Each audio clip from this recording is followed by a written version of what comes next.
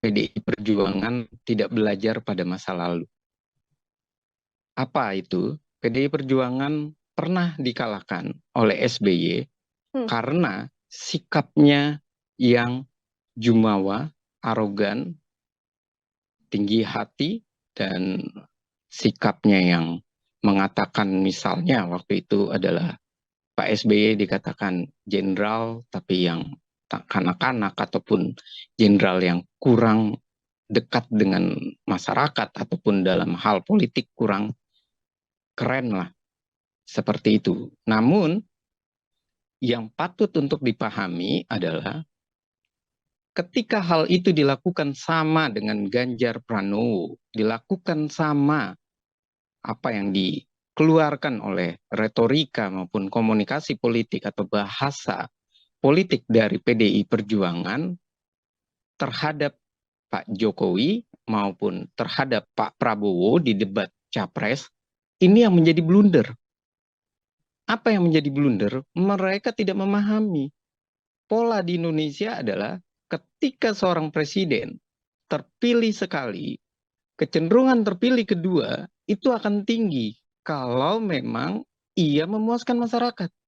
Itu dibuktikan dari SBY kepada Jokowi.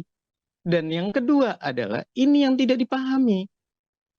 Masyarakat selalu mengkritisi 2 periode kepemimpinan seorang calon.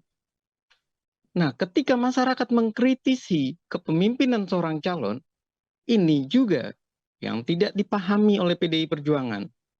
Bahwa yang dikritisi itu adalah ternyata Jokowi baik. Kepuasannya masih tinggi.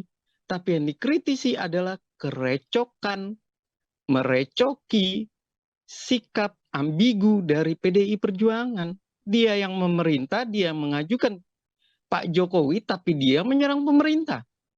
Dia yang menetapkan misalnya bansos di parlemen karena suaranya tertinggi, dia yang punya perolehan suara tertinggi, dia minta dibatalkan atau minta ditunda. Dia pula yang membuat undang-undang pemilu yang disepakati bersama antara presiden dengan DPR RI, walaupun memang dalam prosesnya kalau presiden menarik ya sudah, tidak bisa. Namun, dia pula yang malah menyalahkan ketika seseorang bekerja untuk masyarakat, ia masih tidak mengundurkan diri, masih bekerja, hanya mengambil cuti, lalu suruh mundur. Dan ini adalah suatu fenomena-fenomena yang masyarakat menilai, kenapa ini dengan PDI Perjuangan? Kenapa PDI Perjuangan ini kok kayak nggak ngerti? Makanya dikatakan oleh Bambang Pacul, orang baik itu jangan disalahkan. Dan perlu pahami, masyarakat kita itu tidak suka orang arogan. Masyarakat kita itu tidak suka orang yang sombong. Itu terbukti, Pak Prabowo itu 2 kali, bahkan 3 kali, dia kalah. Tapi lihat saat ini, ketika dia merubah sikapnya, dia merubah perilakunya, dia terpilih.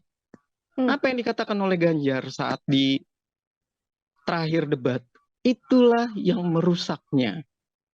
Ia malah bilang bahwa muka diktator, ia mengatakan orang yang otoriter, ia juga mengatakan bahwa dalam tanda kutip ataupun hal yang nyata tanpa tanda kutip sebagai, mohon maaf, kasus Trisakti, kasus 98.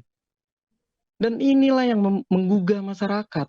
Malah balik menghukum PDI Perjuangan. Karena mereka tidak tahu bahwa mereka sedang dikritisi, akhirnya dihukum. Download Tribun X sekarang, menghadirkan lokal menjadi Indonesia.